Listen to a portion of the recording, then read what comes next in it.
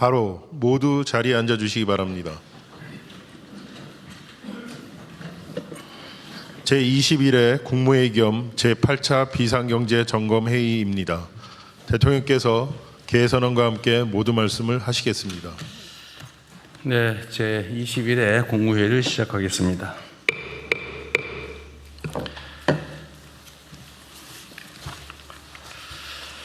안타까운 일이 벌어졌습니다. 우리 경북 청송 주황산에서 실종된 초등학생이 있습니다. 사흘째 수색을 하고 있는데 아직 발견을 못한 것 같습니다. 1분 1초가 다급한 상황인 만큼 수색에 필요한 모든 역량을 총동원해 주기 바랍니다. 실종아동이 조속히 가족의 품으로 돌아올 수 있게 하는 것은 국가가 해야 될 중요한 일일 것입니다. 수색은 주로 경찰에서 하고 있겠죠? 예, 그렇습니다. 어디 계세요? 네. 예. 지금 혹시 동원 인력이 얼마쯤 되는지 아십니까? 몇 명쯤 투입됐는지 알아보시고요. 예.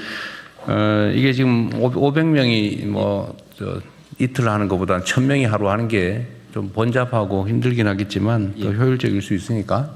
예, 그렇습니다. 경찰 현재 281명, 소방 28명을 동원했는데 너무 적은 거 최대한 아니에요? 더 동원을 하겠습니다. 최대한 동원해서 예.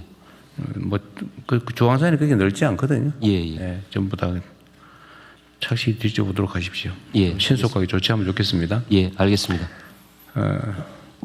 재정의 적극적이고 전략적 운영이 민생 경제에 실질적 동력을 제공할 수 있다라는 점이 연구 결과로 확인됐습니다. 지난해에 지급된 민생회복 소비 쿠폰이 지역 소상공인 매출을 소비 쿠폰 100만 원당 추가로 43만 원가량 늘리는 효과를 거뒀다고 확인됐습니다.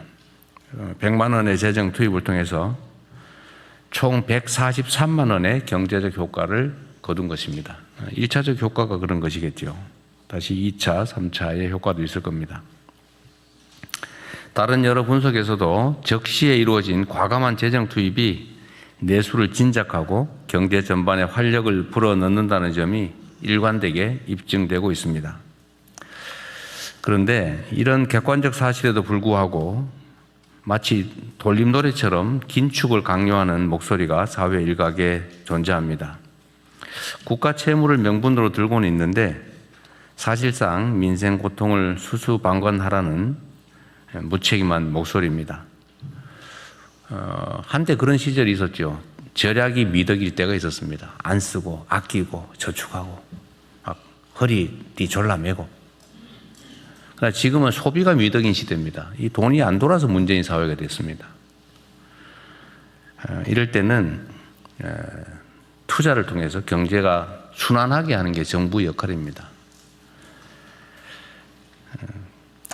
그리고 우리나라의 실질적인 채무, 국가 채무, 그러니까 명목상에 있는 채무 말고 실제로 자산은 얼마가 있냐, 채권은 얼마가 있냐, 또 채무가 예를 들면 100만 원인데 채권이 90만 원 있으면 실제 빚은 10만 원 정도인 거죠. 이렇게 따져보면 실질 채무가 10% 정도다. GDP 대비 10% 정도다라는 국제기관의 발표도 있었습니다. 다른 어느 나라보다도 국가 채무 구조가 우량하다라는 것입니다. 지금은 위기입니다. 이런 위기 시대에는 아끼는 것도 중요한데 오히려 국가의 역량을 키우는데 투자를 할 필요가 있습니다. 적극적 재정을 통해서 내수를 활성화하고 또 경제 성장률과 GDP 자체를 높이면 분모가 커져가지고 국가 부채 비율은 오히려 떨어집니다. 특히 이 과정을 통해서 잠재 성장률과 생산성이 제고되면 세입 기반도 확대되고 또 부채 비율은 장기적으로 낮아져서 경제의 성장판이 더욱 두터워지는 선순환 구조를 실현할 수 있습니다. 국민의 눈을 속이는 포퓰리즘적인 긴축 재정론의 함정에 빠져서는 안 됩니다. 아무 때나 막 쓰자는 그런 얘기는 전혀 아니죠. 그렇게 하면 안 되겠습니다. 뭐 경제가 정상화되고 활성화되고 있는데 자꾸 빚내서 쓸 일은 아니겠죠. 그러나 지금은 투자를 통해서 잠재력을 키울 수 있는 시기입니다. 특히 위기 시기이기 때문에 지금 투자하면 나중에 더 큰 보상으로 돌아온다라는 게 기본적 원리 아니겠습니까? 정부는 적극적인 재정 정책을 통해서 국민 경제 대도약의 발판을 닦는 데 역량을 집중해야 되겠습니다. 이런 기조를 바탕으로 하반기 경제 성장 전략 수립과 내년도 예산 편성에 임해주기를 당부드립니다.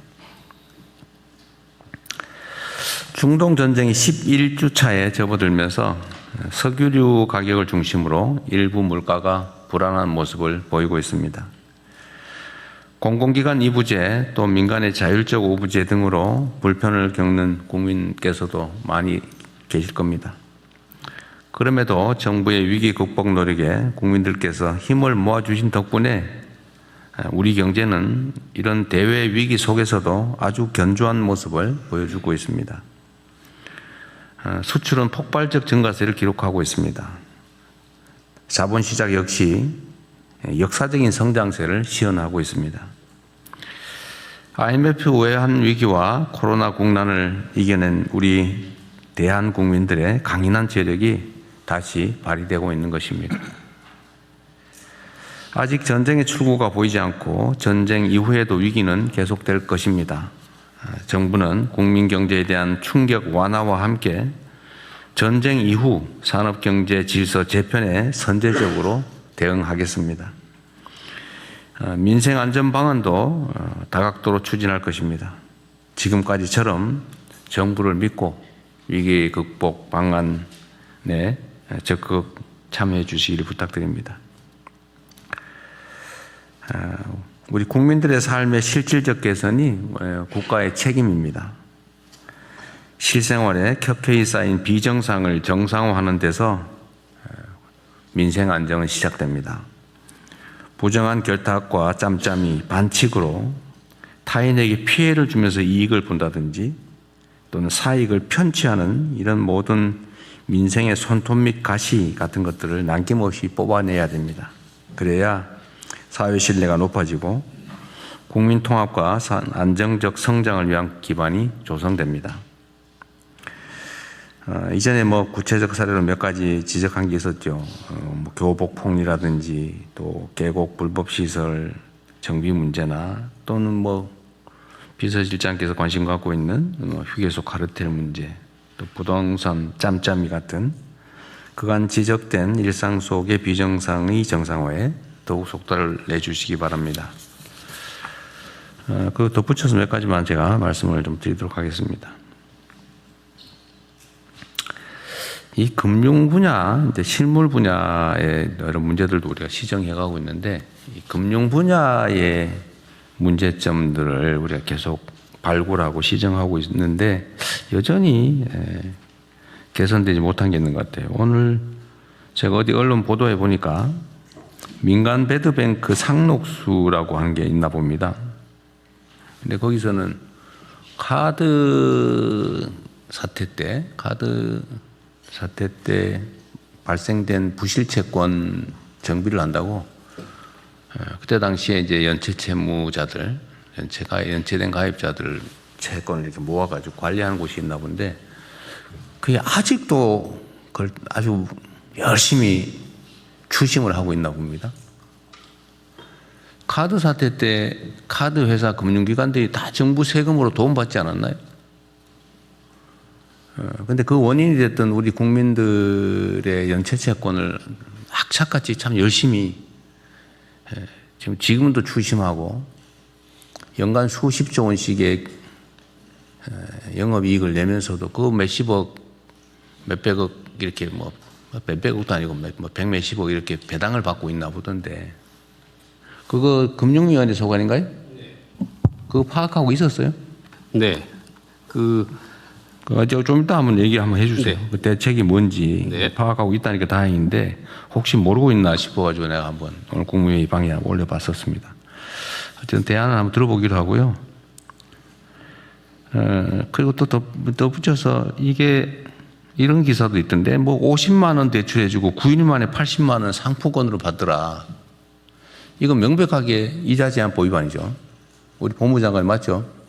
이게 돈으로 안 갚고 물건으로 또는 뭐 대체 상품으로 갚는다고 대부업법 적용이 안 되는 게 아니죠. 네, 그렇습니다. 네. 이거 무효인데다가 처벌될 사안이죠, 이거.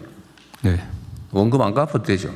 네, 지금 뭐 법률이 이렇게 바뀌었습니다. 지금 이제 연간으로 따져서 수수료 뭐 명목을 불문하고 여하튼 실제 빌린 돈의 연간 60% 이상을 붙여서 뭔가를 받는다고 하면 원금도 안 갚아도 된다는 거죠. 그런 계약은. 네, 법률 개정으로 안 갚아도 됩니다. 근데 아직도 이런 짓을 하는 악덕 사채업자들이 있나 봐요. 이거 처벌 조항도 있는 것 같던데 우리 경찰에서든 이런 것도 좀 단속 열심히 좀 해주세요. 예, 그렇게 하겠습니다. 이게 뭔 잔인한 짓입니까 이게? 이게 주로 청년들이 이런 피해를 입거든요. 30만 원 빌리고 뭐 몇 달 후에 100만 원 갚고 실제로는 30만 원 더 받고 빚을 300만 원으로 치고 막 이런 짓 하잖아요. 철저하게 단속 좀 해주시기 바랍니다. 예, 알겠습니다. 네. 언론에 기자들 눈에 띄는데 왜 수사기관 눈에는 잘 안 띌까라는 의문을 국민들이 갖지 않게 하십시오.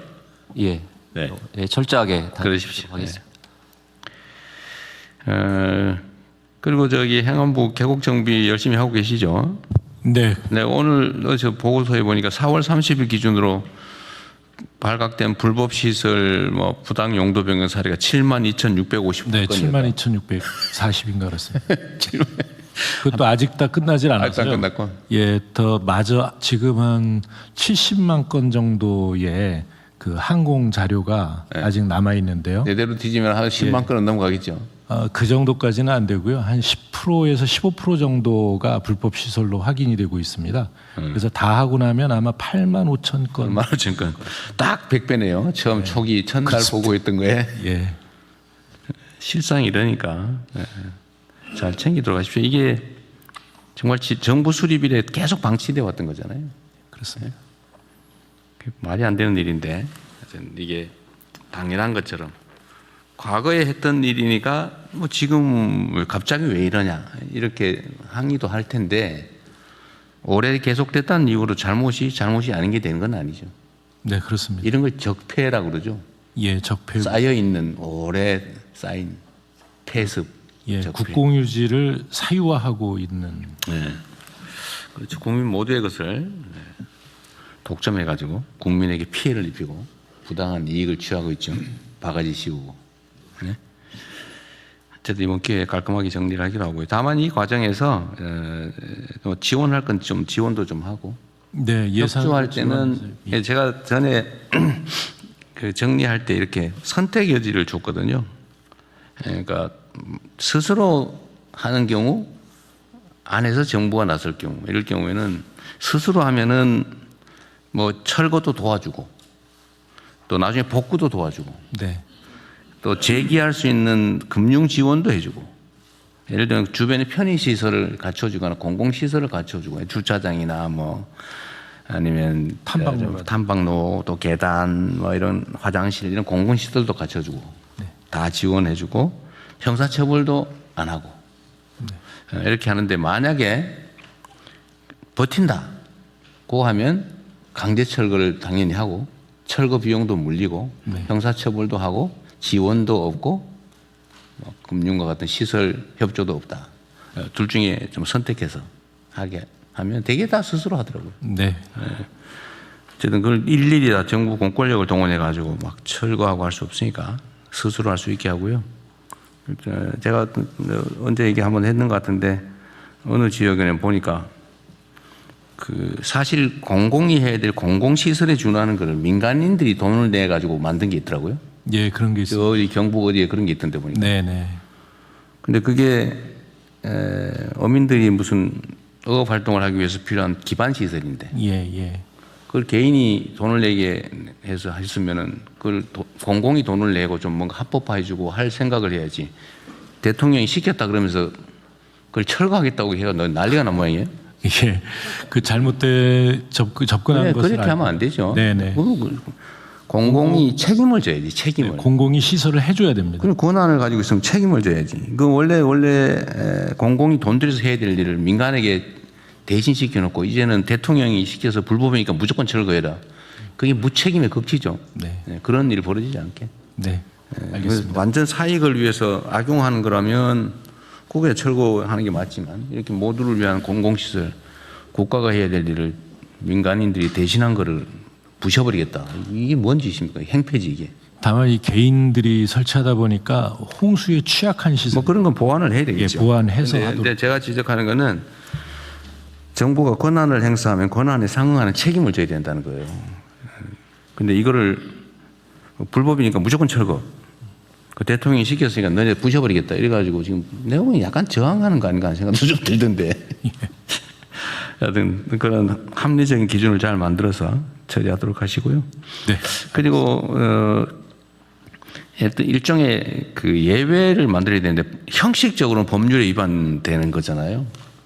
그러니까 그런 경우는 어떻게 조치할 것인지를 일선에 맡겨놓으면 판단을 할 수가 없어요. 자기 책임 문제가 불분명하기 때문에.